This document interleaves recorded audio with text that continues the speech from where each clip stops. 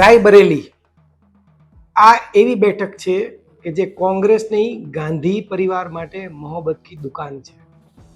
75 વર્ષથી આ બેઠક સાથે ગાંધી પરિવારને સંબંધ છે.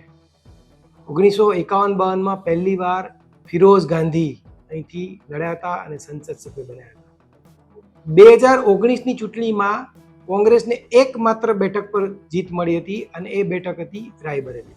અને એટલા માટે જ કોંગ્રેસ માટે રાયબરેલીની બેઠક બહુ જ મહત્વની છે.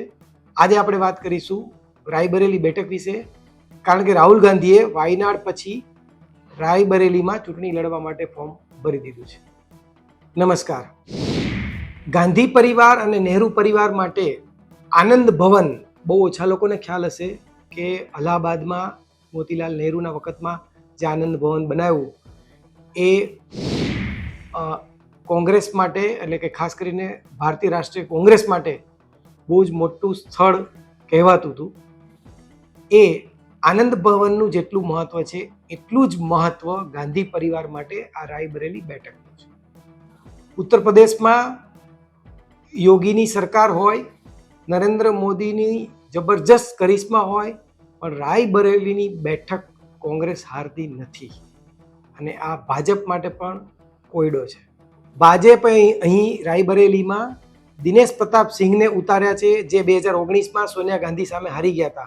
પણ આ માણસ અસલી કોંગ્રેસી છે. રાયબરેલીનું જ્ઞાતિ સમીકરણ આપણે સમજી લઈએ. 11% બ્રાહ્મણ, 9% રાજપૂત, 7% યાદવ, પણ સૌથી વધારે દલિત 34% છે. મુસ્લિમની વસ્તી 6% છે, લોધ 6%, કુર્મીઓ 4% છે. પણ સૌથી મહત્વની વાત એ છે કે રાયબરેલીની બેઠક ઉપર જ્યારે ગાંધી પરિવારનું કોઈ સભ્ય લડતું હોય ત્યારે કોઈ જ્ઞાતિનું સમીકરણ કામ લાગતું નથી, કારણ કે રાયબરેલીના મતદારો ગાંધી પરિવારને વરેલા છે. આજે દેશમાં સૌથી મોટો સવાલ એ છે કે વાયનાડથી ચૂંટણી લડતા હોવા છતાં પણ રાહુલ ગાંધીએ અમેઠીમાં ફોર્મ ના ભર્યું અને રાયબરેલીમાં કેમ ભર્યું? એનું કારણ શું? પહેલું કારણ એ છે કે રાયબરેલીની બેઠક એવી છે કે જે ગાંધી પરિવાર કોઈ અન્ય વ્યક્તિને આપવા તૈયાર નથી, કારણ કે એમની સાથે ઇમોશનલ કનેક્ટ છે. રાહુલ ગાંધી અમેઠીથી કેમ ન લડ્યા એનું પણ કારણ છે, કારણ કે એકવાર હારી ચૂક્યા છે. હવે એક એવો પણ મુદ્દો છે કે રાયબરેલી બેઠક પરથી પ્રિયંકા ગાંધી લડવાના હતા. એટલે એવું કહી શકાય કે પ્રિયંકા ગાંધીએ ચૂંટણી લડવાની ના પાડી હોય અને ગાંધી પરિવાર પાસે જ રાયબરેલીની બેઠક રાખવી હોય તો રાહુલ ગાંધી પાસે રાયબરેલી એકમાત્ર વિકલ્પ હતો.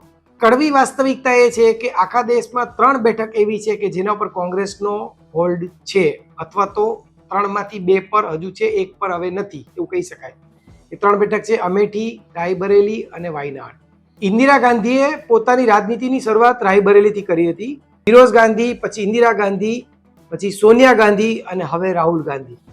એ ક્રમમાં અહીંયા ગાંધી પરિવાર સતત રાયબરેલી પર જોવા મળ્યો છે.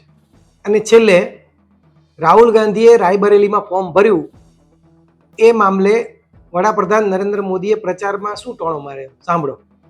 मैं भी आज उन्हें कहता हूं और बड़े जी भर के कहता हूं, अरे डरो मत, भागो मत. સોમવારથી શુક્રવાર સુધી રાત્રે 8 વાગે તમે જોતા રહો એડિટર્સ વ્યૂ. સોમવારે ફરી મળીએ. નમસ્કાર. શેર એન્ડ ડાઉનલોડ કરો દિવ્ય ભાસ્કર એપ.